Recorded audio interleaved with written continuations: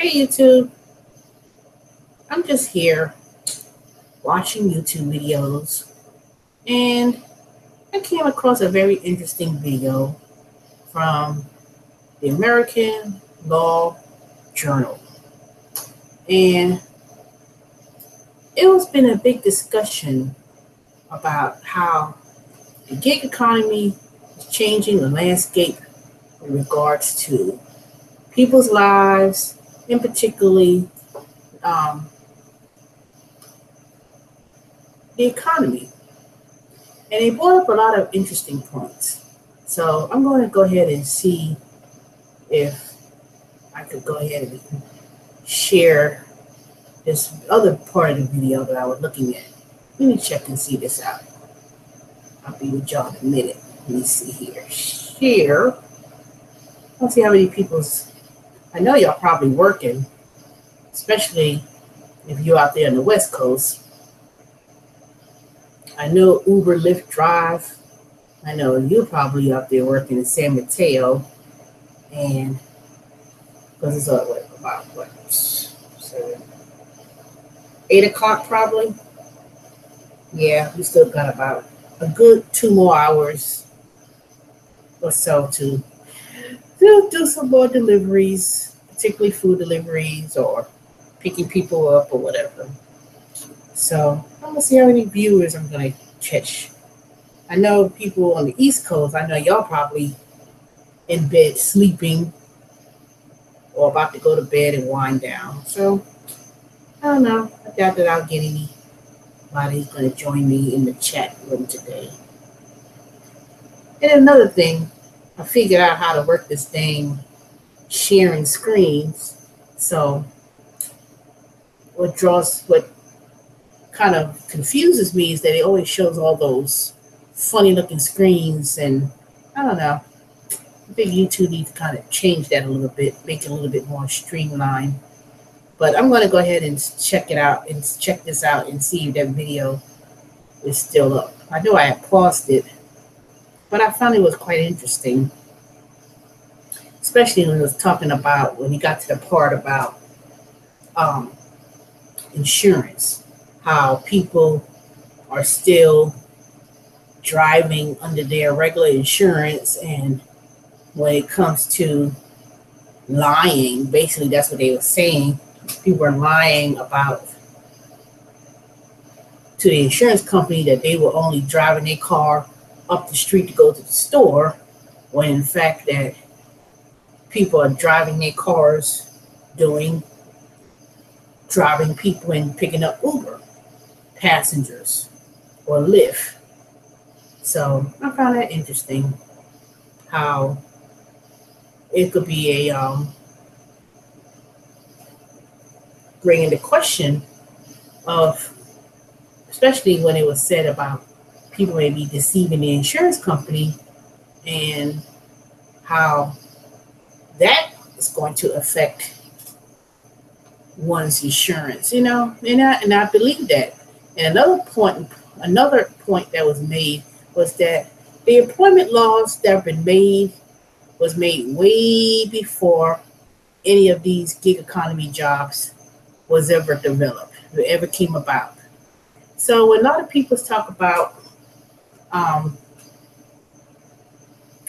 well, we're independent contractors and we have freedom to drive and turn off the app when we want to, and they enjoy the freedom. But let's be honest. Let's talk about the fact that there are those old laws of employment laws pertain to the old ways when people were working and you were entitled to benefits, and you were entitled to follow rules of, if you work over 40 hours, you're to pay overtime, and the working conditions of employees have changed, and that it needs to be humane and hold high ethical standards. And there were certain things companies were allowed to do and not do. Let's take, for example, when women were pregnant. Now, it wasn't that long ago when, at one time in this country, if a woman was pregnant or suspecting a baby, the company could actually, you could lose your job. You know, you could lose your job. Or let's take something more obvious, one's color or one's skin. At one point, if you were, black and you held down a job and they feel that they could let you go because of the color, they could let you go for the color of your skin or not hire you because of the color of your skin or your sex. They at one point in this country, and it wasn't that long ago. When I mean long ago, I'm talking about anything within the last 40, 50 years. That's not long. That is not long. And at one point, women were not allowed to work in the workforce. And there were rules that were made to change that. But at one point, it never existed. So same thing with this gig economy jobs. These gig economy jobs, there's no rules. There's no, rules of how companies are using people to forego for themselves paying self-employment, paying workers' comp, insurance, benefits. Because to be honest with you, I don't care what anybody say. When you're on a schedule working for Instacart and who else? Grubhub, DoorDash, and you have a schedule and you saying, okay, I want to work at blocks of time and schedules, and you are required to keep working from 8 to 4 or whatever 9 to 12 or whatever, and we're going to pay you $10 guarantee, $9 guarantee, depending what zone you're in. And if something comes up where you may be stuck in traffic or whatever the case may be, and you didn't get to that restaurant, they calling you on the phone, wanting to know what happened, and it's not even that they asking you out of concern, they asking you for their own benefit of the not having to lose a customer or whatever the case may be. That sounds like an employee. Just because, we are so accustomed to believe that, oh, we have the freedom, nobody forcing you to do it, nobody, but yeah, you're using your own car, you're using your own resources, you're using your own time, and then you're not even compensated when you go to the restaurant, to drive to the restaurant, to drive from wherever you are to a restaurant. You're not even getting paid nothing for that time. But from the time you go to the restaurant, pick up the food, drive to the person, drop it off, and then they're telling you, we'll give you $4 or $10 for delivery. And to be honest with you, that's not flexibility. That's not any type of freedom. You're not truly an independent contractor. You're not able to say, you know what, I feel I am worth more. You can't negotiate separately or negotiate on your own what you feel you're worth.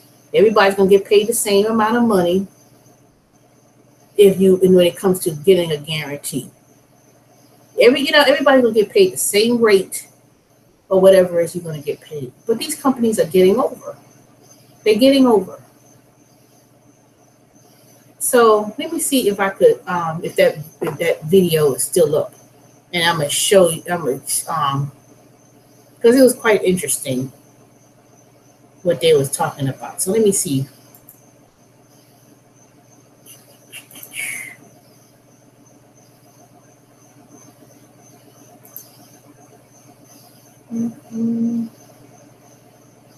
Where the hell is that thing? See, that's why I don't like this. It's like you can't see nothing. Bush, Trump, asshole. Where is that thing? Video.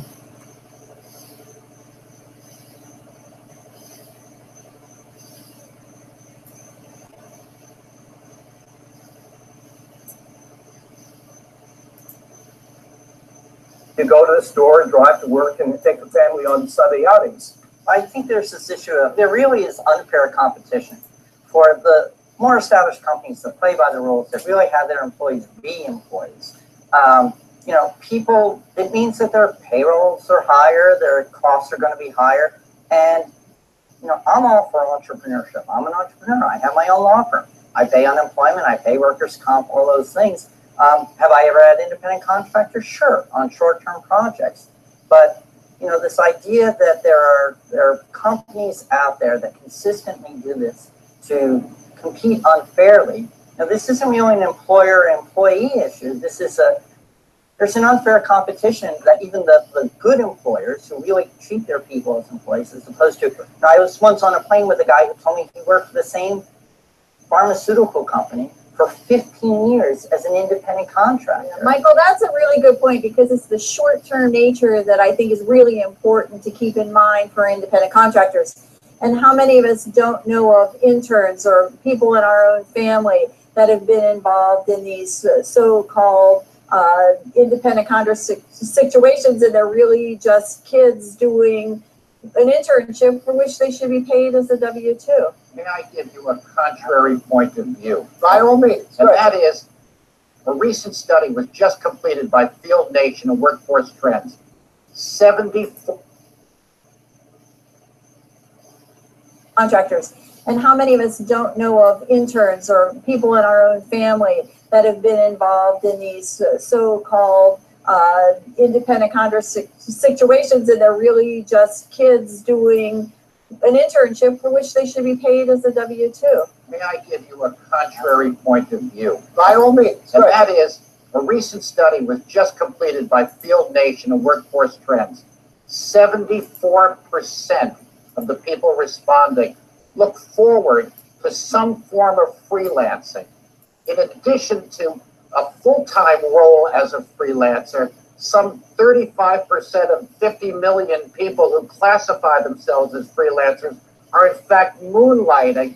They have a full-time job, but they're doing contract work in addition. I'm sure that there are many organizations that are acting dishonestly, but there are many people that are looking for a different kind of employment experience than full-time employment. And these folks need also to be met. No doubt, Anthony. Well, I'm sure abuse is part of the problem, and I'm sure there is abuse, but we are missing the point. All right. The point is You that see we that have what a I'm new talking about? economy. And the conversation I'm hearing is reminds me of the Luddite movement, smashing some stocking machines to stop the Industrial Revolution. We're not going to do it. Right? And what we're talking about are companies like Uber, like Lyft, that are making a very substantial contribution to the economy and wouldn't be able to exist in a system where everybody is an employee. So I think that what we're really talking about here is that we have laws that did not anticipate the kind of economy and the kind of jobs that are available today. And tapping in to what John said, there are many people that really like this concept of being in charge of their own business. I mean, the FedEx cases are a good example of that. FedEx drivers, many of them, now they've now been deemed by the Ninth Circuit not to be independent contractors, but many of them liked owning their own vehicles. Many of them liked the ability to go and own other vehicles and have other people drive for them and have their own little business. Regarding the gig economy, absolutely, the genie's out of the bottle. This is a big part of America's employment future. However, the issue is not stuffing the genie back into the bottle. The issue is whether or not you can prevent people from illegally and dishonestly gaming the system to their advantage and to the disadvantage of others. The underground economy is very much underground. It's got America in its grips. This has been going on for many years. It's an old concept that's been around. We're seeing employers illegally stashing their workers into shell companies, hiding them, depriving them of benefits, and using that to underbid honest employees for contracts. This is a taxpayer ripoff. Employees, for all practical purposes, full-time employees are being treated and denied legitimate state-required benefits. The gig economy is very similar in many ways. However, it's also being exploited dishonestly. We need to support the gig economy, encourage it, but we also have to manage it so that there's fairness across the board. Because this is the future of America, and it's something we need to nurture, but also manage carefully against fraud and dishonesty and deceit. Jim Quiggle with the Coalition Against It. All right. I hope when I played my video back that y'all was able to view a segment of that video on YouTube. And if you go on there, really listen to what they are saying, the virtual employee in a gig economy.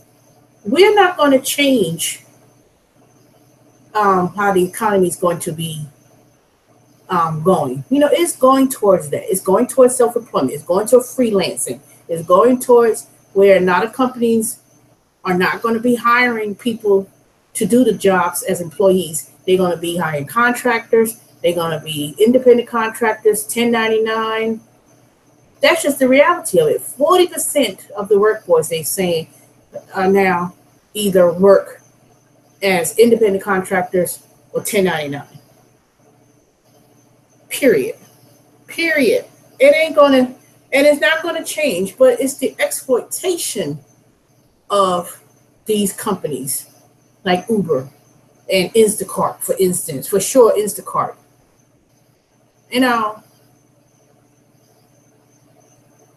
is that they could feel they could just turn around and just keep creating a whole new crop of people lined up to, I want to be Instacart, I want to do Instacart, I want to do Ship. And then there's some people got the attitudes of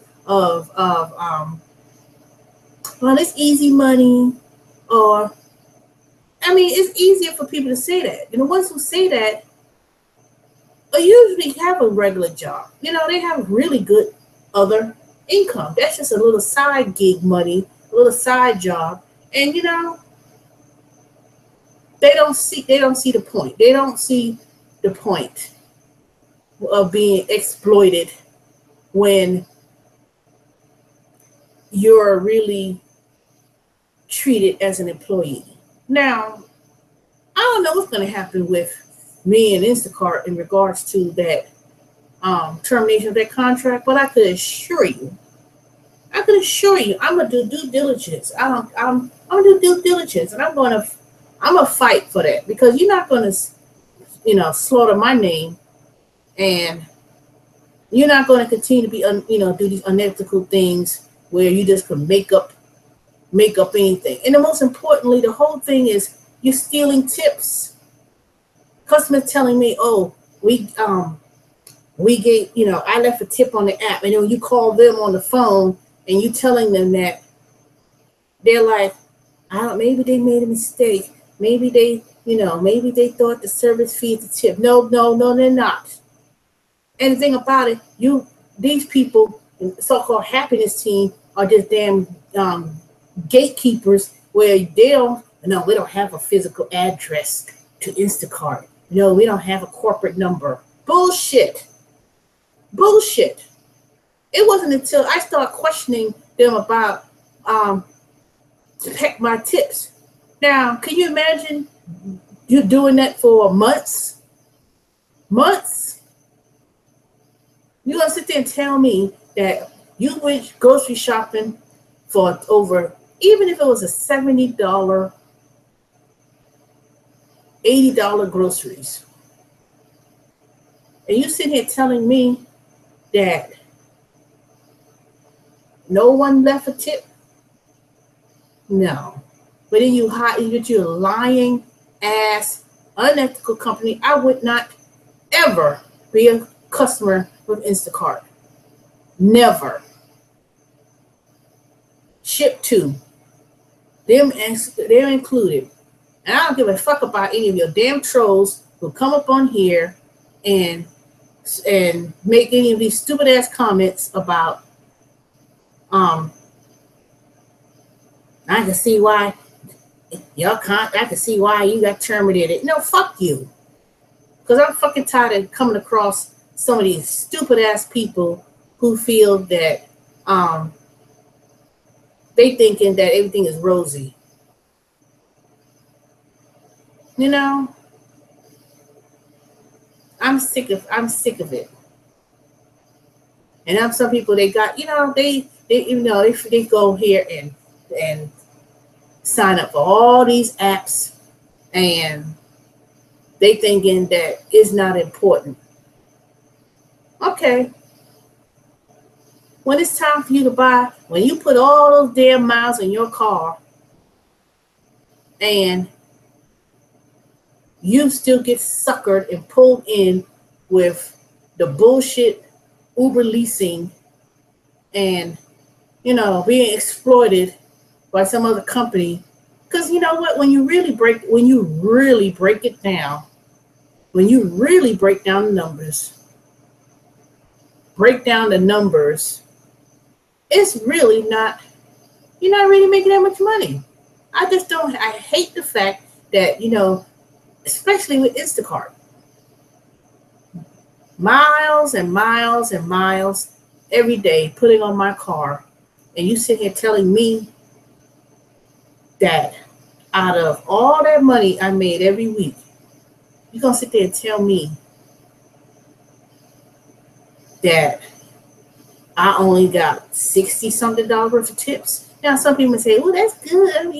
Oh, that's great. Not when you're average, not when you look at all those damn receipts from Publix, from Kroger's, and people are spending $100-something on groceries, $80 worth of groceries, $300 worth of groceries. Even if they give you 10% of that, you don't see any of that. You see nothing. And some people's attitude is, well, for me just to do grocery shopping and to drop off some groceries and to get, $8, you can't get that part. You can't make that part. You can't even make that doing a part-time job. Come on now. 9-10 hours a day, even if you did it for 7 hours on a weekend. You say, you know what, I'm going to do about 7-8 hours, 16 hours a week. And say you just do it two times a week, 16 hours. And you manage to get about 100 and let's say $150. This business, what does that come up to be? 150, and say you did, 16 hours. All right. Let's say 150 divided by 16. Yeah, 9. Okay, you get $9.38. But in actuality, that's a bit exaggeration. Because to be honest, for you to get 10.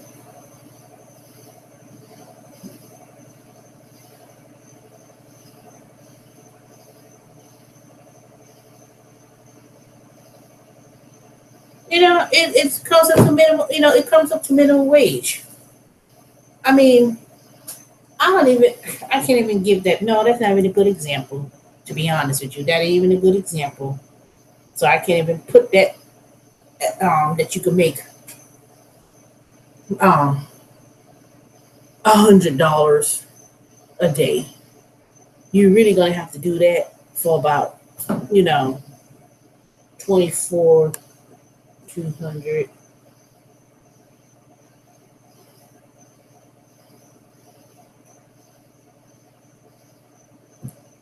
On a weekend, you may get about $8 an hour, average, anywhere from 8 to 10 per hour. But let's take that you only made, someone told me today, and I know they probably made what, 20,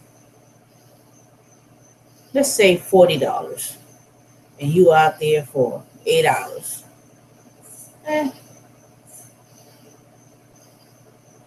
You really wouldn't stay out there that long. It's I don't know. Like I said, me personally, I think that when it all comes down to it, that the way how these companies operate, and they speak about these ride sharing and they're not sharing anything. All they're doing is making a whole lot of money and trickling down nickels and dimes. Nickels and dimes. I'm quite sure people may not expect to have health insurance, things of that nature. But the way how this job, let me see what's going on here, this noise. I'll be back.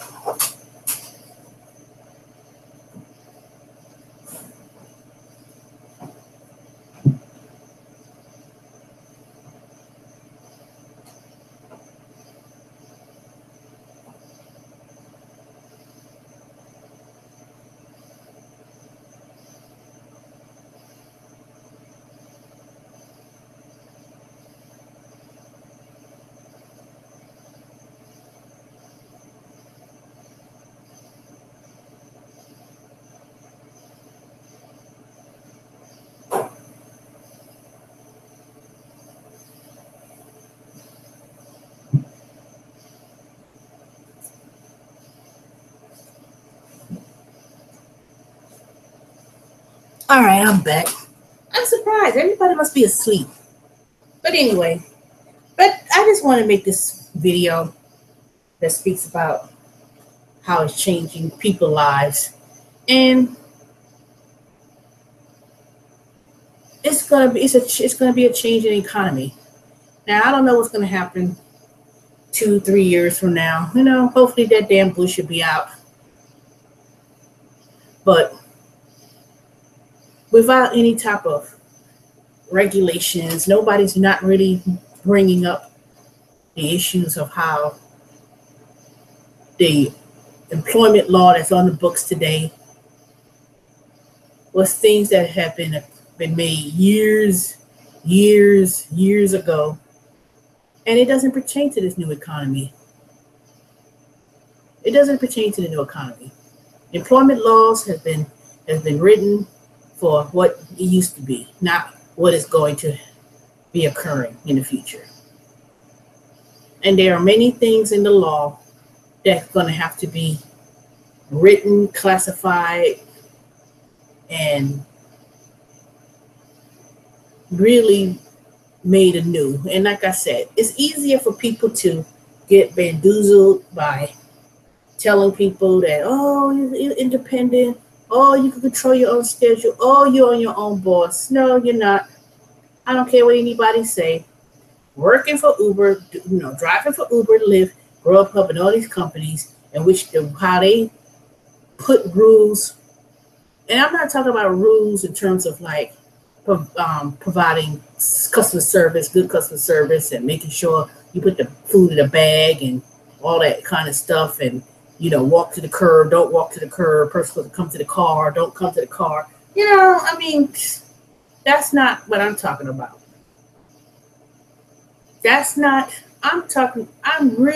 If you really sit down and accept the fact that working for these jobs, in this gig economy job, sharing working with Uber, Lyft, and all these food delivery companies for the benefit of them making money, and they're telling you you're going to get X amount of money,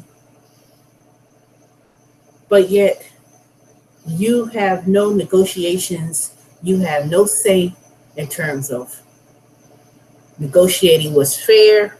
And we all know that we've been fighting, people have been fighting about Uber and these tips. We ain't want tips. We ain't want tips.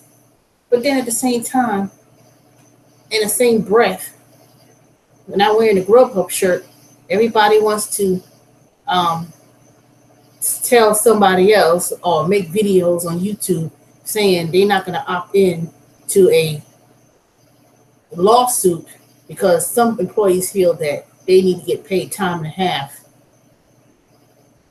And y'all can't see that. There is no, the old employment laws should not be thought of when it comes to this new gig economy. Period.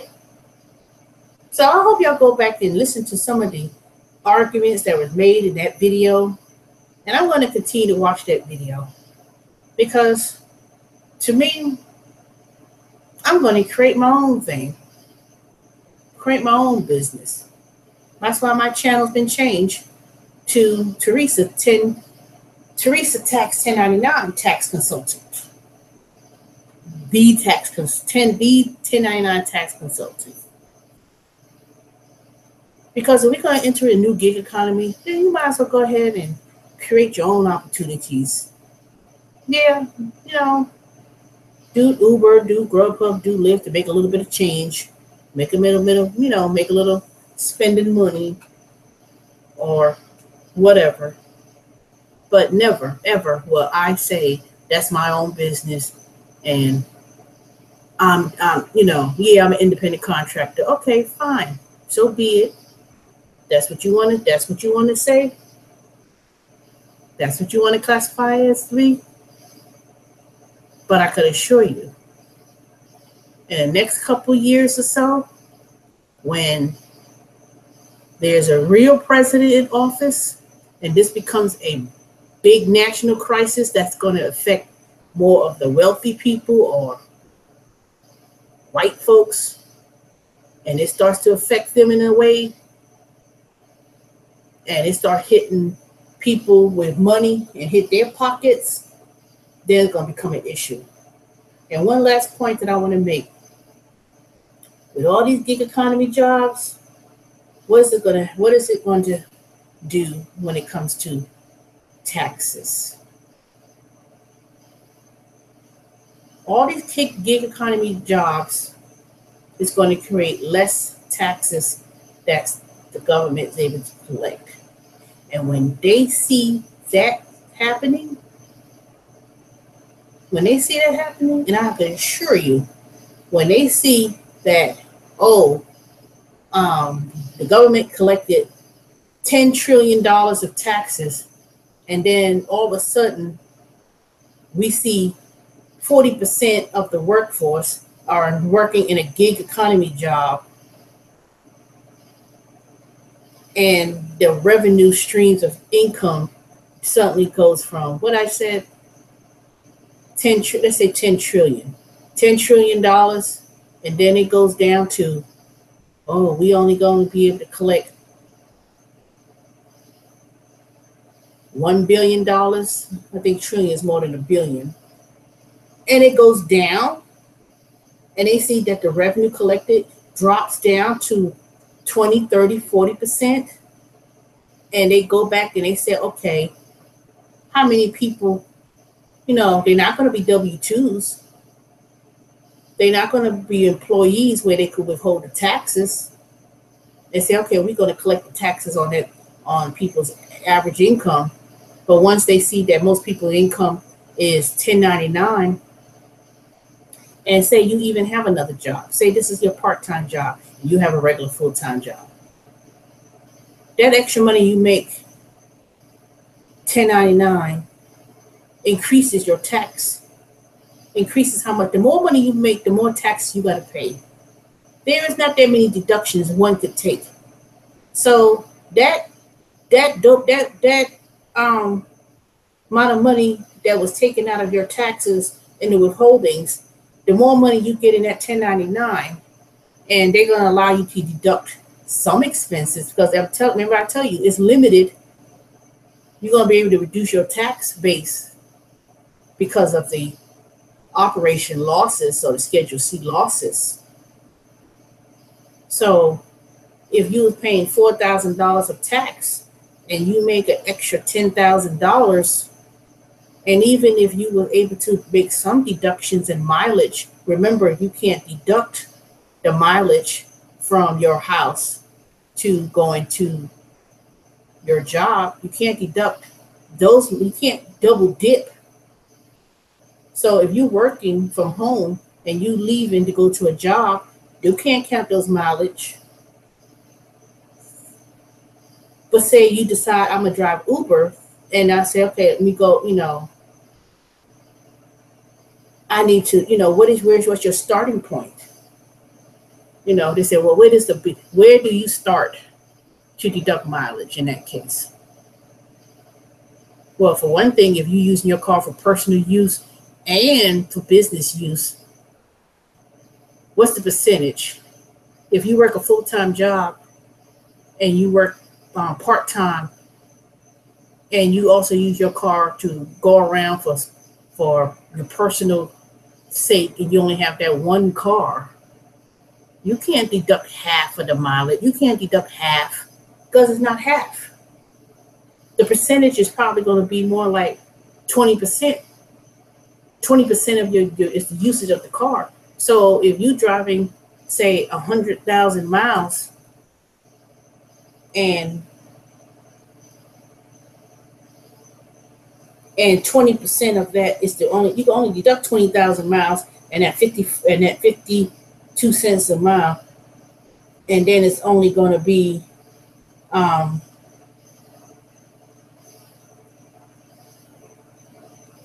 just say 100,000 miles, and only 20% of those miles you could deduct, and then you got to subtract personal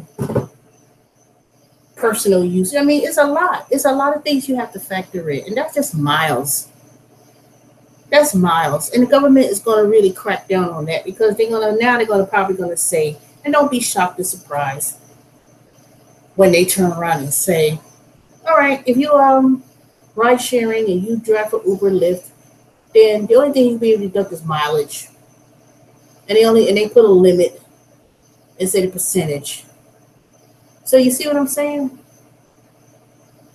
You see what I'm saying?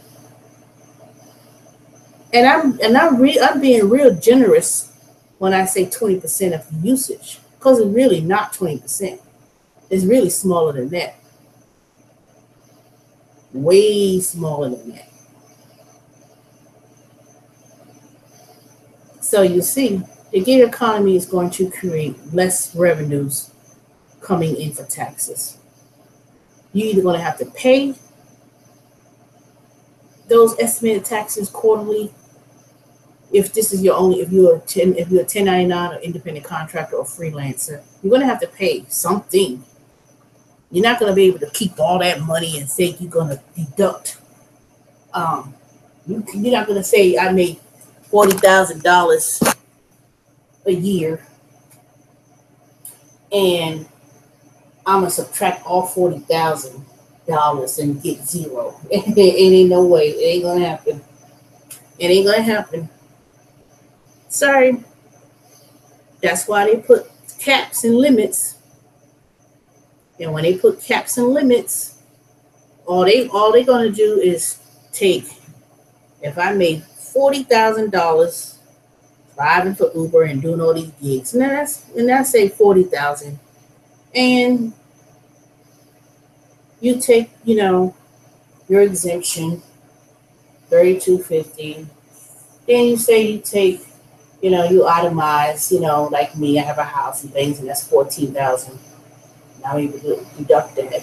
That means you have $22,750 of a taxable income, And then let's say, okay, you have a loss in the Schedule C. You have expenses. And let's say it's about $14,000. You know, you found $14,000 of expenses.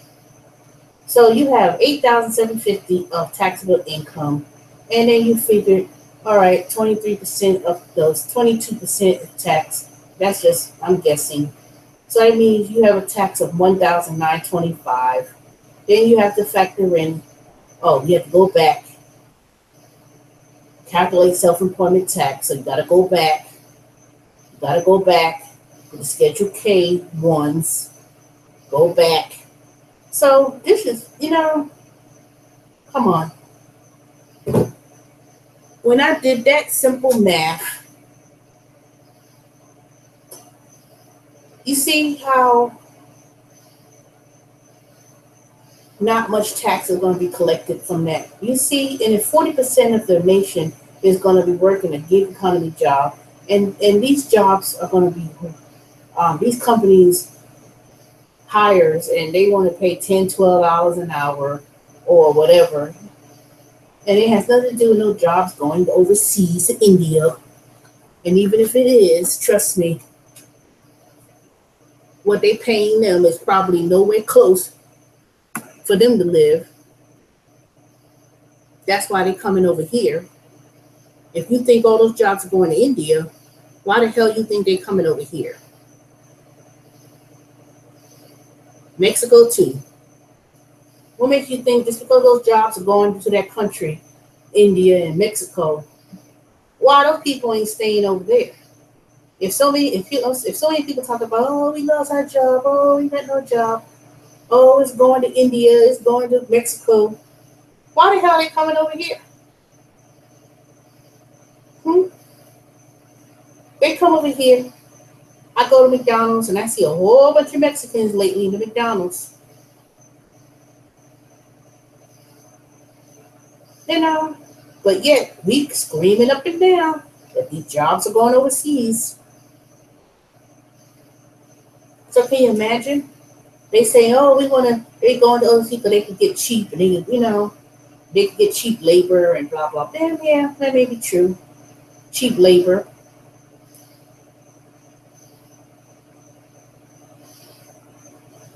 But yet, they still come to the United States. You know, some people say, oh, they getting free money and, oh, they getting free. I'm like, I wish people could stop making that claims.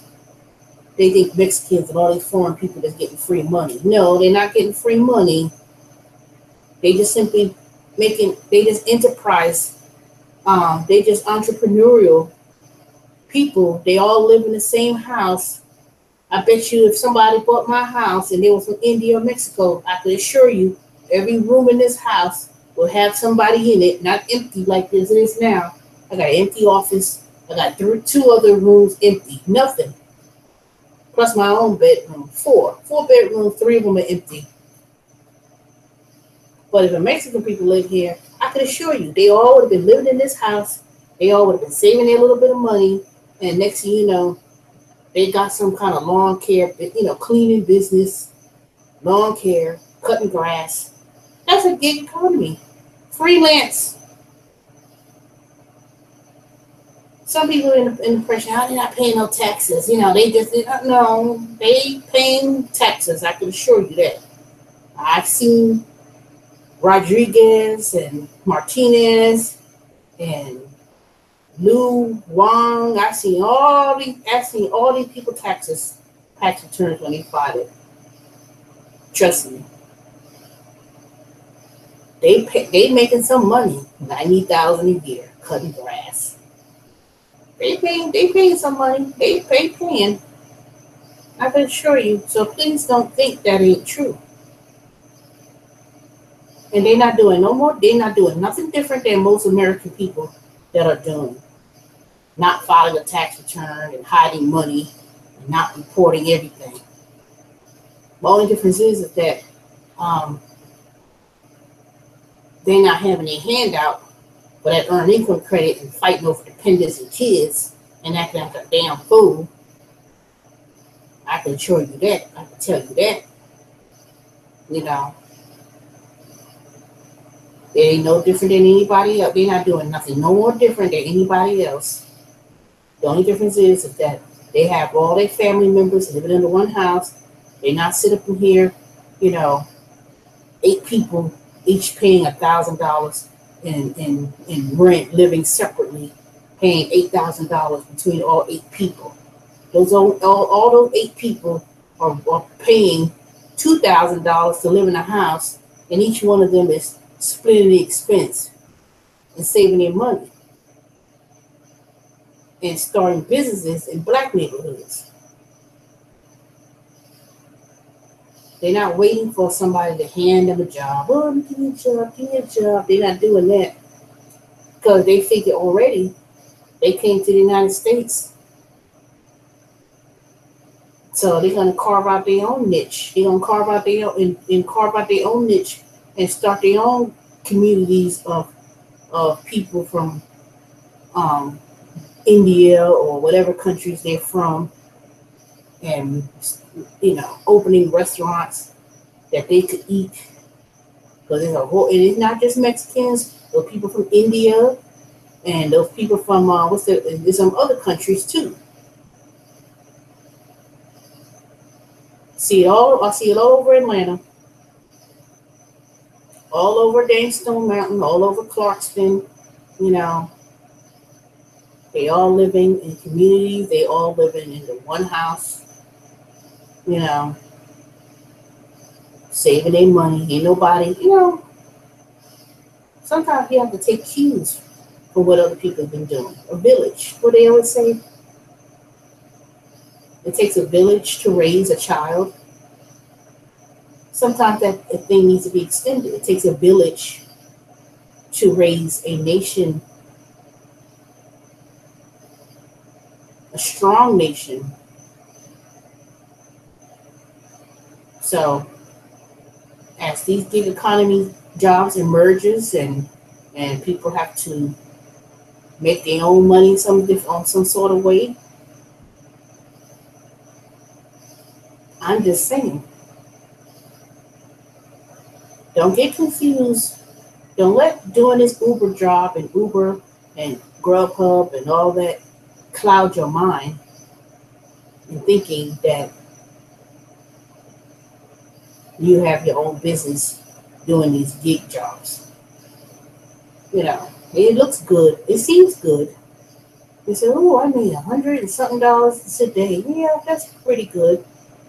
But I can show you, once it becomes a normal thing and all these companies figure out how to get all these other employees into the gig,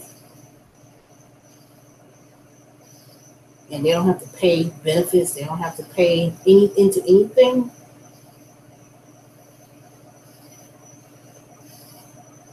the more that they're going to be able to carry the cards. And it needs to be some kind of fair exchange in that. So that's all I have to say about that. And I've been making long videos. I hope people are looking at this and really, really looking at it. You know, look at my videos during the time, you know, when you're driving. Maybe some points that I'm making will make some sense. But anyways, I'm going to bed now. It's 11:32. And hopefully y'all go ahead and share with y'all some other things and updates. All right, I'll talk to y'all later. Bye.